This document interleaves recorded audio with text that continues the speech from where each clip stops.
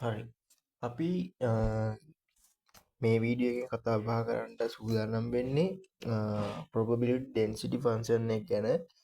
අපි කලින් පාර නැවැත්තුවේ cumulative probability distribution පාඩමෙන් discrete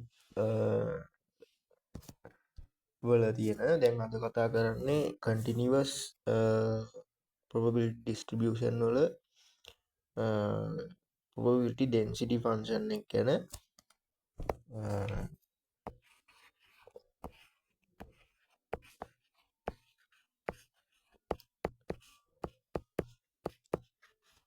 probability density function.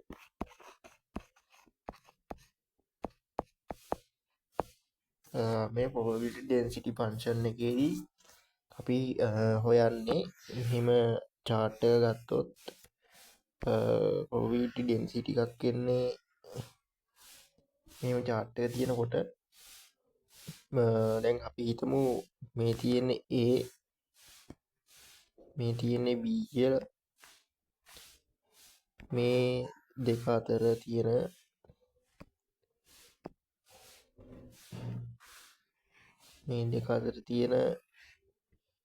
probability එක තමයි probability density function එකෙන් හොයන්නේ.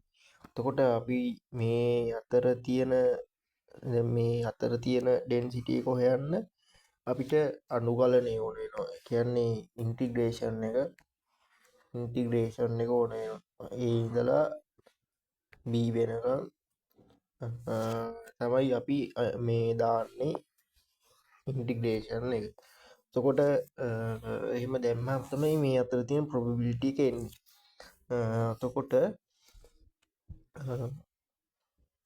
දැන් අපි යමුකෝ ළඟට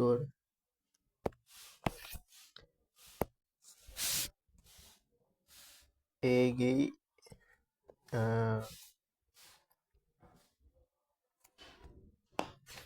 තණ්ඩ මේම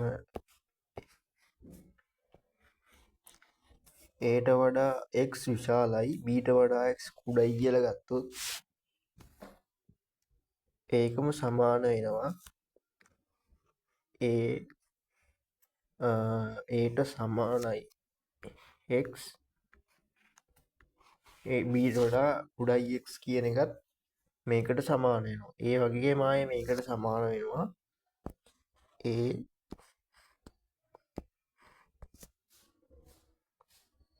x මෙහෙම ආවත් මේ පදයට මේක සමාන වෙනවා. ඒ වගේම ආයේ මේකට x කියන එක ඊට වඩා විශාලයි හෝ සමානයි කුඩයි හෝ Bට වඩා කුඩයි හෝ සමානයි කියන එකටත් මේ ඔක්කොම ඉන්ටිග්‍රේෂන් කරද්දී අපිට එකක් විදිහට ගන්න පුළුවන්. එතකොට දැන් අපි බලමු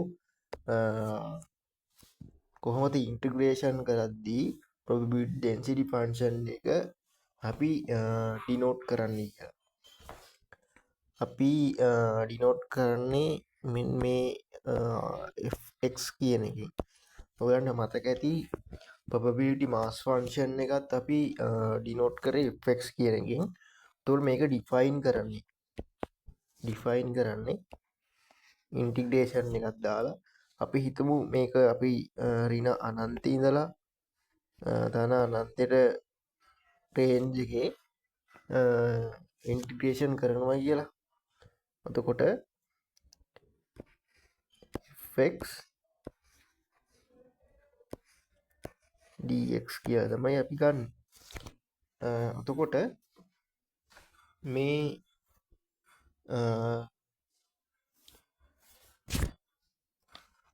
දැන් අපි මේ ගත්තනේ AB කියලා. අපි එතකොට ඒක ඉන්ටිග්‍රේෂන් කරනවා නම් සමානයි A ඉඳලා B වෙනකම් fx dx කියලා අපිට ගන්න පුළුවන් මේ ඒක ඉන්ට්‍රිගේෂන් එක හොයන්න පුළුවන්. ගැන පෙන්න්න මේ තියෙන මේ මෙන්න මේ තියෙන මේ දෙක අතර තියෙන ප්‍රොබබිලිටිය එක අපිට අරම ඉන්ටිග්‍රේෂන් කරලා හොයාගන්න පුළුවන්. එතකොට ඊළඟට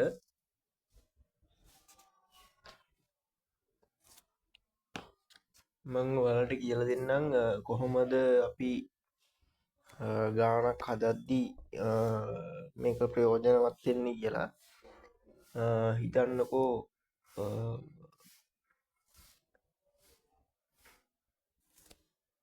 probability density function එකක් තියෙනවා fx කියලා.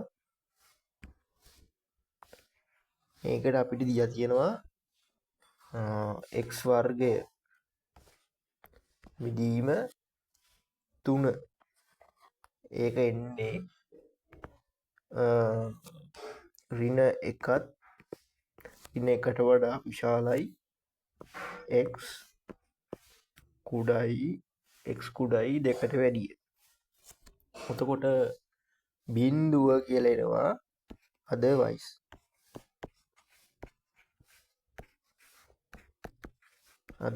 ඒ කියන්නේ මේ රේන්ජ් එකෙන් පිටයි නම් බින්දුවයි. එතකොට දැන් අපිට හොයන්න කියන්නේ වෙරිෆයි කරන්න කියනවා. verify that fx is a density function.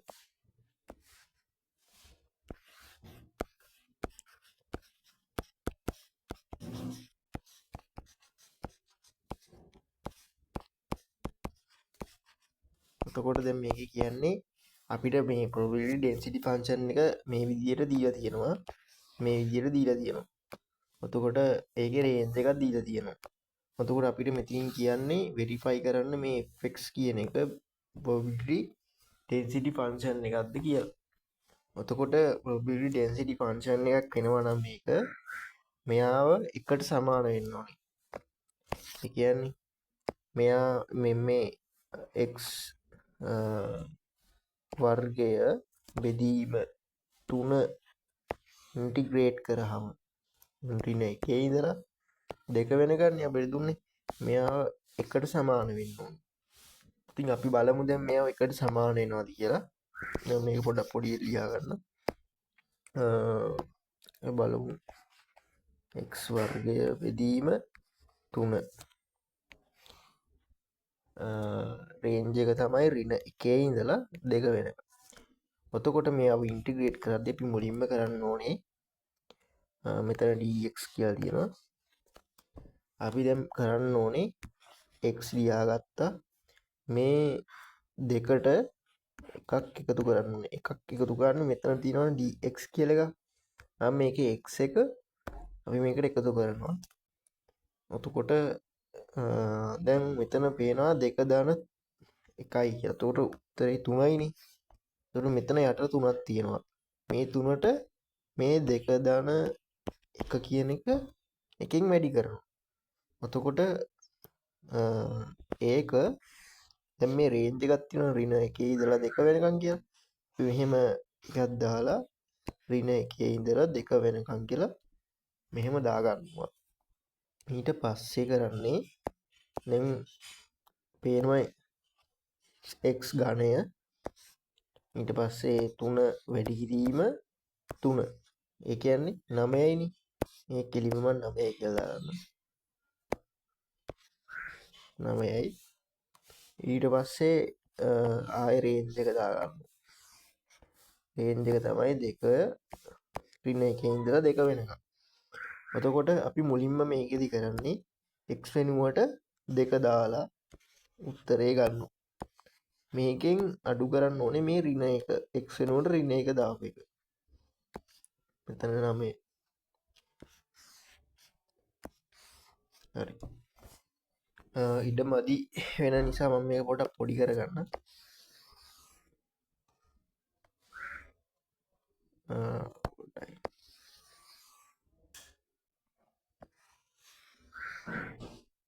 හරි ඊට පස්සේ කරන්නේ දැන් පේනව 9 දෙකම 9න් තින් නිසා මම 9 යටට ගන්න දෙකේ තුන්වෙනි බලය දෙවරක් දෙක 4යි හතරවරක් දෙක 8යි එතකොට මෙතන 8යි කියලා තමයි එන්නේ 8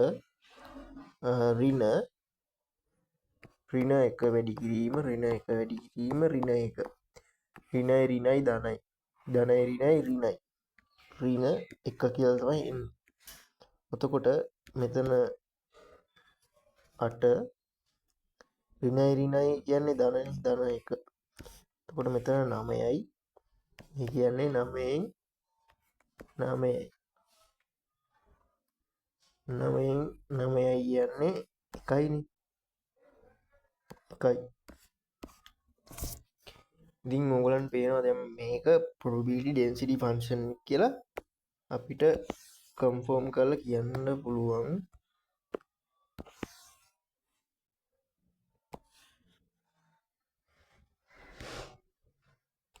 අපිට මේ අපිට කියන්න පුළුවන් මේක තමයි මේකේ මේ probability density function එක කියලා. ඉතින් තව ගානකට යමු. තව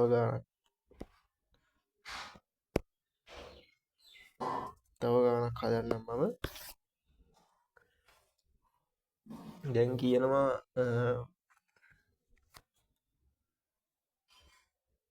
හරි මේ දුන්න probability density function එකේ මේ තියෙනවා දැන් මෙයා probability density function එක කියලා අපිට ගමු. මේ density function එක තියෙද්දි මේකෙම probability එක හොයන්න කියනවා බිඳුවට වඩා x විශාලයි එකට වඩා x කුඩයි හෝ සමානයි කියන රේන්ජ් එකේ probability එක හොයන්න කියනවා. එතකොට අපි මොකද්ද කරන්නේ මුලින්ම අපි කරන්නේ කෙලින්ම fx සමානයි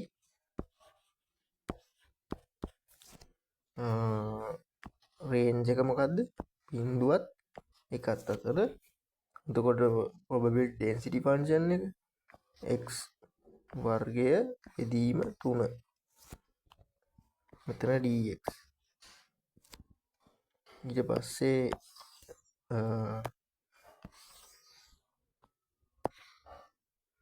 dx දැන් ඊට පස්සේ කරන්නේ දැන් අපි දන්නවා මේකේ ඉන්ටිග්‍රේෂන් එක කරද්දී x මෙතන 3යි මෙතන 9යි කියලා. එතකොට රේන්ජ් එක විදිහට මෙතන 1 මෙතන බිඳුව. ඊට පස්සේ කරන්නේ දැන් x වෙනුවට 1 ඝනය බෙදීම 9 ඍණ මේක බිඳුවේ තුන්වෙනි බලය කොහොමත් බිඳුවයි එතකොට 9න් බෙදුවාම බිඳුවයි ඒ නිසා මෙහෙම දාගන්නවා ඊට පස්සේ කරන්නේ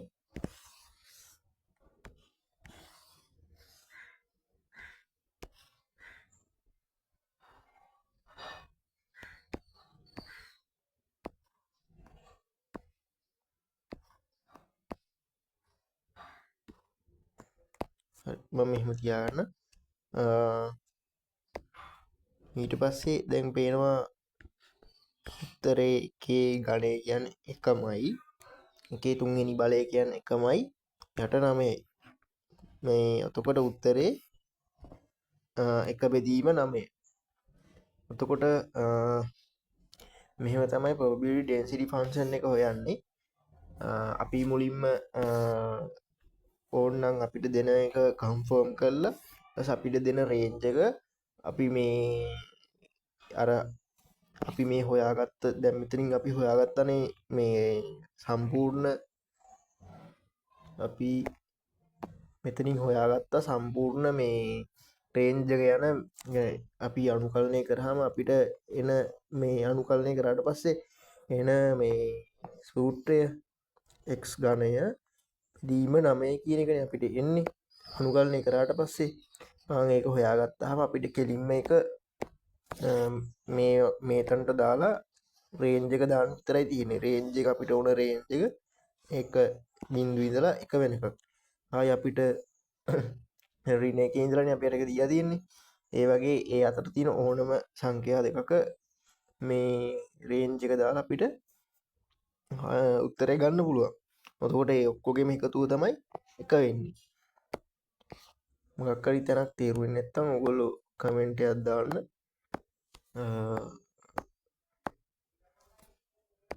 එහෙනම් ඊළඟ වීඩියෝෙන් හම්බෙමු probability continuous range එකේ තියෙන cumulative density function එකෙන් හම්බෙමු. මම ඊළඟ වීඩියෝ එක ඉක්මනට දාන්න.